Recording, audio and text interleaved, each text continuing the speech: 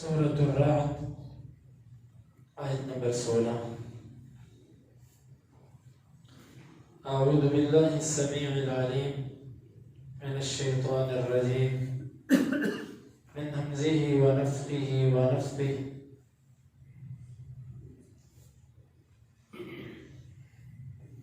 قل آپ کہہ دیجئے من کون ہے رب السماوات آسمانوں کا رب والارض اور زمین کا. قل آپ کہہ دیجئے اللہ وہ اللہ ہے. قل آپ کہہ دو افاتخذتم کہ تم نے بنا رکھا ہے من دونہ اس کے سوا اولیاء مددگار دوست ایسے اولیاء لا یملکون نہیں وہ مالک لانفسہم اپنے لیے نفع کسی قسم کے نفع کا ولا ضر اور نہ نقصان کا. قل آپ کہہ دو هل يستوي الاعمى والبصير کیا اندھا اور دیکھنے والا برابر ہے. ام هل تستوي الظلمات والنور یا کیا اندھیرے اور روشنی برابر ہے. ام یا جعلوا انہوں نے بنا لیا ہے للہ اللہ کے لیے شرکاء شریک خلقوا جنہوں نے پیدا کیا ہو کا خلقہ اس کی مخلوق کی مانند فتشابہ الخلق علیہ پس وہ مخلوق ان پر متشابہ ہو گئی. قل آپ کہہ دو اللہ اللہ خالق وہ پیدا کرنے والا ہے کل شیء ہر چیز کو وہو اور وہ الواحد یکتا ہے القہار غالب ہے. قل من رب السماوات والارض آپ کہہ دو آسمانوں اور زمین کا رب کون ہے. قل اللہ آپ کہو وہ اللہ. قل افاتخذتم من دونہ اولیاء آپ کہہ دو کیا تم نے اللہ کے سوا ایسے دوست بنا لیے ہیں لا یملکون لانفسہم نفعا ولا ضرا جو اپنے لیے کسی قسم کے نفع اور نقصان کے مالک نہیں. قل هل يستوي الاعمى والبصير آپ کہو کیا اندھا اور دیکھنے والا برابر ہے. ام هل تستوي الظلمات والنور یا کیا اندھیرے اور روشنی برابر ہے. ام جعلوا للہ شرکاء خلقوا کخلقہ یا انہوں نے بنا لیا ہے اللہ کے لیے ایسے لوگوں کو شریک کہ جنہوں نے اس کی مخلوق جیسی مخلوق پیدا کی ہو.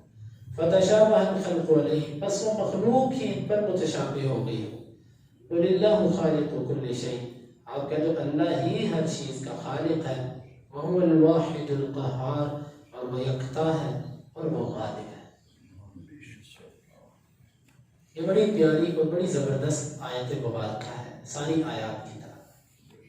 اللہ تعالیٰ نے اس آیت مبارکہ میں ایسا سوال کیا ہے جو مسکت ہے مسکت دندان شکن منہ بند کر دینے والا.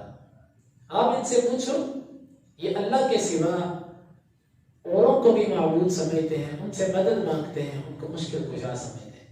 ان سے پوچھو یہ زمین اور آسمان کس نے پیدا ان کو پیدا کرنے والا کون ہے. کہیں گے ایک اللہ.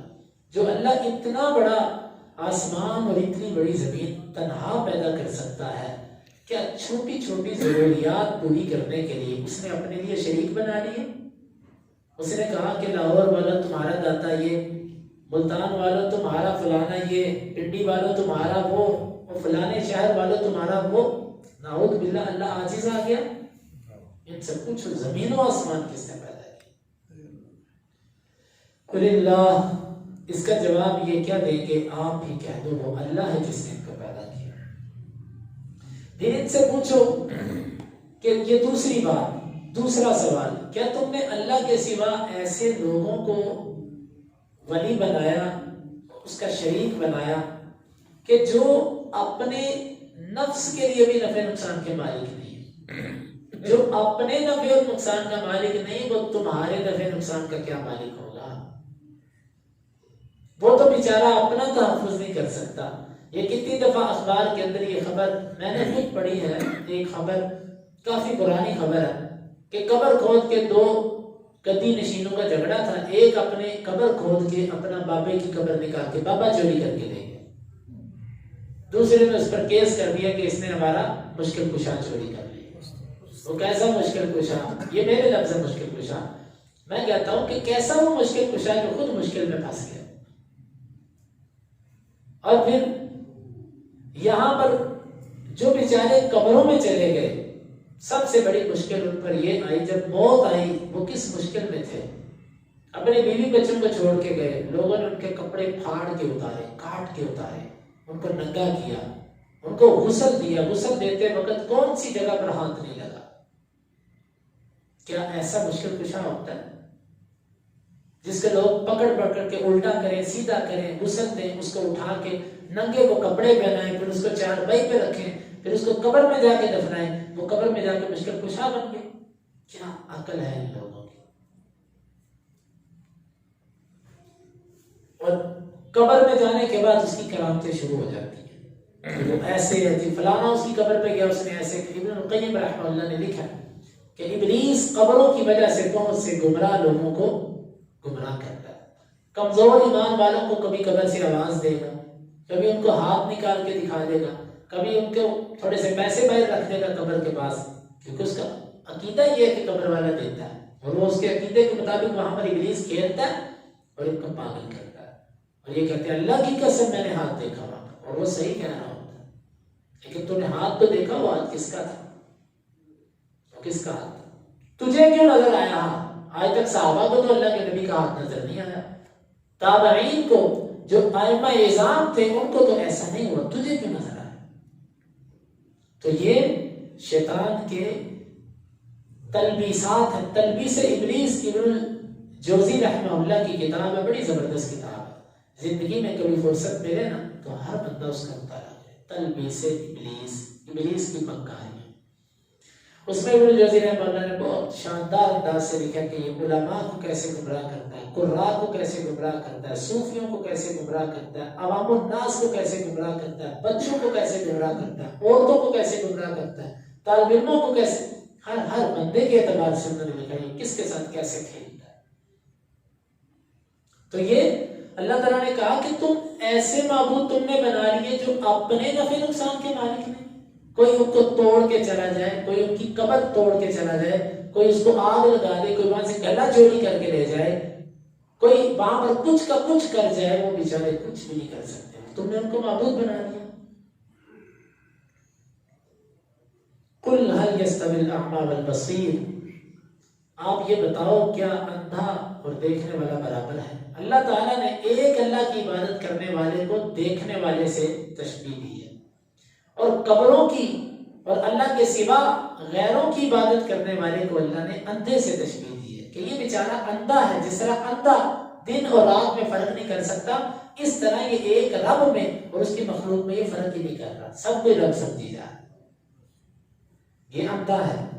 ام هل تستوی الظلمات والنور، یا کیا اندھیرے اور روشنیاں کبھی برابر ہوئی ہیں؟ جس طرح اندھیرے اور روشنیاں برابر نہیں، یوں توحید اور شرک برابر نہیں ہو سکتے، سنت اور بدعت برابر نہیں ہو سکتی.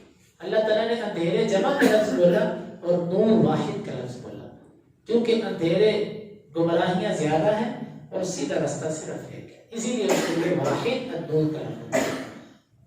اب جعلوا للہ شرکاء خلقوا کخلقہ فتشابہ الخلق علیہم، ایک اور انداز سے شرمندہ کیا ان کو. یا ایک وجہ اور ہو سکتی ہے کہ جن کی تم عبادت کرتے ہو اللہ کے سوا، انہوں نے بھی کچھ مخلوق کو پیدا کیا. آدھے انسان اللہ نے پیدا کیے اور آدھے انسان جو ہے نا وہ تمہارے معبودوں نے پیدا کیے جن کو تم پکارتے. تو تمہیں بس فرق کرنا تمہارے لیے مشکل ہو گیا کہ اللہ کی پیدا کردہ کون سی ہے اور بابا جی کی پیدا کردہ کون سی ہے. اس وجہ سے تم نے بابے کو پوجنا شروع کر دیا کہ پتہ نہیں اللہ کی کون سی بابے کی کون سی، زیادہ بابے کو بھی پوجو. کیا ایسا ہے؟ یہ بھی ایک شرمندگی والا انداز، کسی کو شرمندہ کرنے کا انداز ہوتا ہے. ایسا تو نہیں ہوا کہ آدھی مخلوق میں نے پیدا کی ہو اور آدھی تمہارے بابے نے پیدا کی ہو. نہیں، ایسا تو نہیں ہوا. تو پھر تمہیں شرم نہیں آتی کہ جب سب کچھ اللہ نے پیدا کیا، ساری مخلوق اللہ کی، پھر کس مخلوق کو دے کر تم نے دھوکہ کھایا کہ ہمارا معبود یہ قبر والا ہے؟ کس مخلوق کو دے کر تم نے دھوکہ کھایا کہ اس کو پیدا کرنے والی یہ مورتی اور بت ہے؟ بتاؤ کس مخلوق سے تمہیں شبہ پڑا؟ جب ساری مخلوق اللہ کی تو کیسے تمہیں شبہ پڑ گیا؟ یہ بڑا زبردست انداز سے اللہ رب العالمین نے سوالات کیے۔ قل اللہ خالق کل شیء، آپ ان سے کہہ دو اللہ ہی ہر چیز کا پیدا کرنے والا، ہر چیز کا خالق میرا ایک اللہ ہے۔ اور واللہ یہ لوگ بیچارے کسی کو نفع نقصان تو دور کی بات، یہ تو ایک کسی کی موت کا جب وقت آ رہا ہے اس کو ایک سانس بھی زیادہ نہیں دے سکتے۔ ان کے پاس تو اتنی سکت بھی نہیں کہ کسی کو ایک سانس زیادہ دے۔ گپے تو جتنی مرضی بنا لو یہاں پہ بیٹھ کے، خود ہی بنانی ہے نا، بنانے پہ کون سا زور لگتا ہے؟ جتنی مرضی بڑی چھوڑ دو کہ عبد القادر جیلانی نے روحوں کا تھیلا چھین لیا، نعوذ باللہ من ذالک، فلاں نے ایسے کر دیا، فلاں، جتنی مرضی بنا لو، بات تو ہے حقائق کی۔ یہ ایک سانس زیادہ کر کے دکھائے۔ یہ بھی ایک شخص کچھ دن پہلے مرا ہے، بڑا وہ اپنے آپ کو صاحب کرامت ظاہر کرتا تھا کہ میں ایسے، میں ویسے، میری یہ کرامت، میں نے ایسے کر دیا، میں نے اپنے جناب فلاں چیز میری بگڑی، میں نے اس کو ایسے کہا وہ ٹھیک ہو گئی، اسے کو اپنی 2 سال سے زیادہ کر کے دکھا، 2 سال سے صرف زیادہ کرے اپنی، نہیں کر سکا۔ وہی ہوا جو ہر مردے کے ساتھ ہوتا ہے، کپڑے اتارے گئے، ننگا کیا گیا، غسل دیتے وقت ہر جگہ کو ہاتھ لگا، پھر کفن پہنایا، پھر اٹھا کے قبر میں ڈالا، اب اس کی قبر کو صحیح نہیں۔ اللہ کی قسم جس کو اللہ نے عقل دی ہے وہ کبھی مشرک نہیں ہو سکتا، اور جب مشرک ہے اس کے پاس عقل نہیں ہے۔ یہ اٹل حقیقت ہے۔ اللہ تعالیٰ ہر چیز کا خالق ہے، وَهُوَ الْوَاحِدُ، اور وہ یکتا ہے، اس کا کوئی فانی اور کوئی شریک نہیں۔ القہار، وہ غالب ہے، ہر چیز پر وہ غالب ہے۔ دنیا میں ہر بندہ ایک مخلوق سے طاقتور دوسری مخلوق ہے، اس سے طاقتور تیسری ہے، اس سے طاقتور چوتھی ہے، لیکن اللہ قہار ان سب پر جو غالب ہے وہ ایک اللہ ہے،